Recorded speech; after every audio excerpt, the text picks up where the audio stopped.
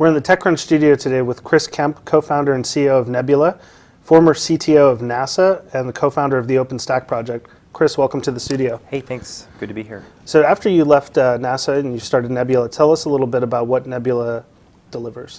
Sure. Well, inside NASA, I was really excited to see what people were doing with the infrastructure that we were building, and NASA's mission of space exploration was very inspiring to me, but the opportunity to go and share the infrastructure with biotech companies, startups, media companies, it was very compelling to me, and now we're dealing with a lot of really interesting companies that have really interesting missions, just like NASA. So in a nutshell, what does Nebula do? So in a nutshell, we provide a system that looks just like Amazon Web Services, except it runs behind your firewall or in your data center environment. And it's a fraction of the cost of Amazon Web Services to operate and to buy. So we're providing a system that startups and large enterprises that have a lot of compute or storage requirements can use to operate at a fraction of the cost of some of the public web services that are out there today. And so briefly for the audience, can you explain, so I would imagine this would be useful to companies at a certain scale, right? Right. Because Amazon has been doing such a great job with their product in terms of enabling companies to start out 1-2 people shops, right? Sure, yeah. So maybe walk us through briefly kind of what Amazon did that enabled all of this and how that created an opportunity for Nebula. Sure. So I think we've seen a real change in the way startups do business over the past few years as a direct result of Amazon Web Services and other infrastructure and platform services companies that have emerged in the past few years. Most venture capitalists won't even fund a startup that kind of begins their business, the execution of their business plan by buying a bunch of infrastructure, simply because you don't know whether the infrastructure will be required or not. You don't know how successful the application will be. So a lot of these costs are written off if things don't work out. But if you are successful and you start to consume more and more storage, if people are uploading photos or uploading videos, or if you're doing computationally intensive work, and you have to begin to use a lot of these web services, then you're in a bit of a bind because you haven't hired any of the people to build or to scale that infrastructure. You've been depending on Amazon, but those bills are coming in every month, and so they're significant. So once a startup starts to hit that scale, right, where they're hosting a lot of data, Nebula can come in and offer a solution. So talk to us about how someone, founder of a company would make that decision. I think as you start, you clearly want to use all the public web services at your disposal. Infrastructure services, platform services, that's absolutely the best way to get started. It used to be, until Nebula, that you had to get to a very large scale. I mean, you were really at the point where you were consuming an almost data center worth of infrastructure before it made sense to go hire DevOps people and hardware people and systems people and network people and essentially build your own data center. And you've seen companies recently like Zynga that have really reached that point, but they stayed on Amazon for a very long time until they made that significant investment in both people and infrastructure.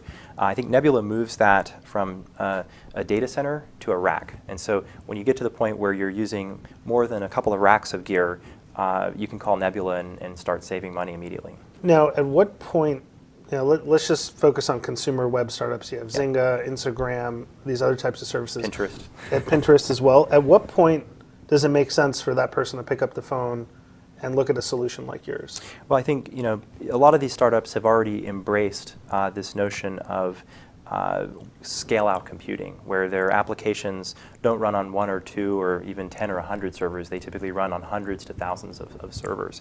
And these servers are all virtualized in the Amazon Web Services cloud in many cases. At the point where you start to feel the pain of those monthly bills that come in, I think that's when you should start talking to Nebula. And if you look at these costs, Amazon might reduce their price 10% or 20%, but you're looking at a non-linear increase in your OpEx. And I think that's the point where you want to pick up the phone and start talking to us. And so let's step back a minute and maybe share with the audience how Nebula was formed. I know it started with the OpenStack project and it was born out of your time at NASA. Yep. If you can maybe briefly explain how that turned into the company you founded. Well, we had similar problems at NASA. Every new space telescope, every new mission to Mars was generating more and more data. We had huge images coming back from space telescopes that we were looking for planets orbiting distant stars and trying to understand the composition of their atmospheres. And these platforms all just generated incredible amounts of data. And we looked at what it would cost to use traditional enterprise infrastructure to run this internally, and it was astronomical, no pun intended. And it was also astronomical to run these kinds of workloads in a public cloud infrastructure like Amazon Web Services.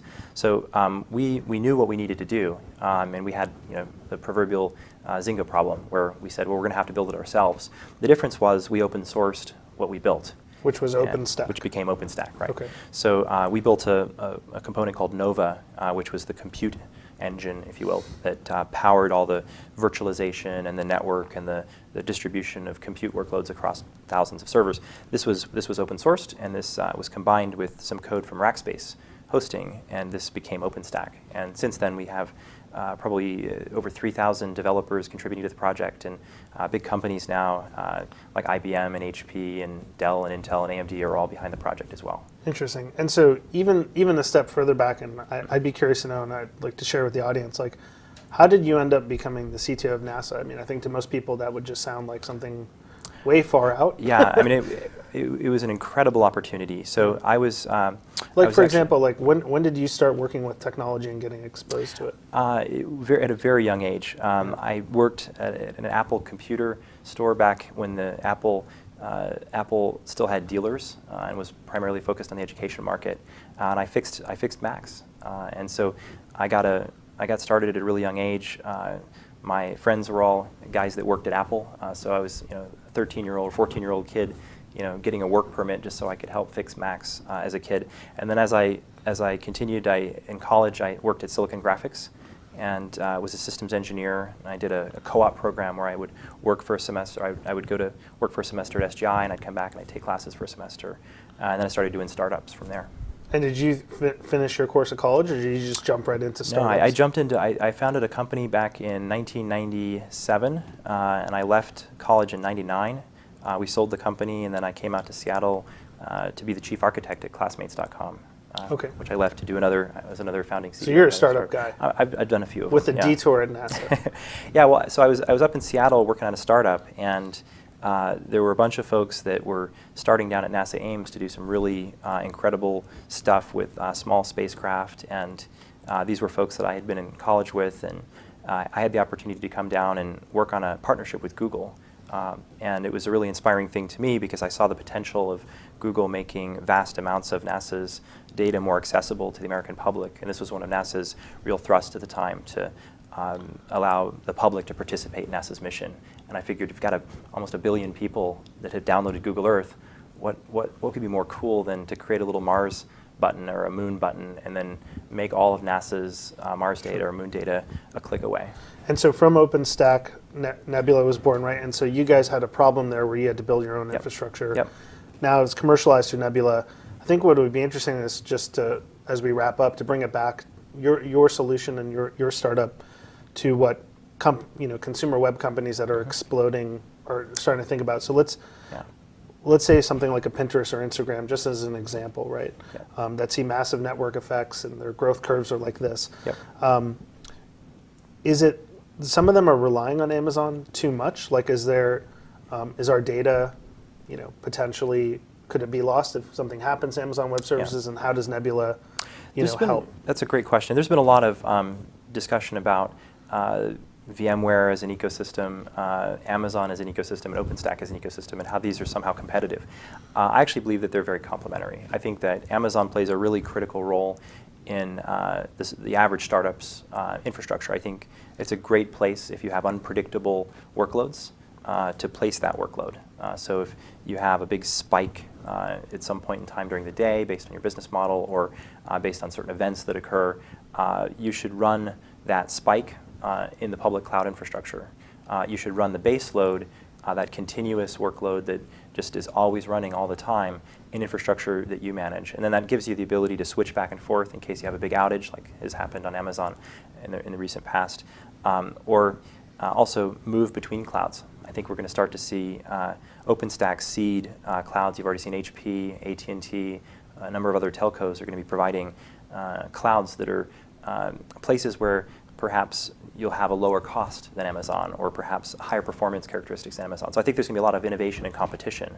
So I think the startups that are doing private clouds are in a position to not get locked into one cloud provider, but kind of move off and move on to another, and just they're in more control of their destiny on Nebula. Well, thanks for coming into the studio, and good luck to you guys. Yeah, thanks for coming in. Cheers.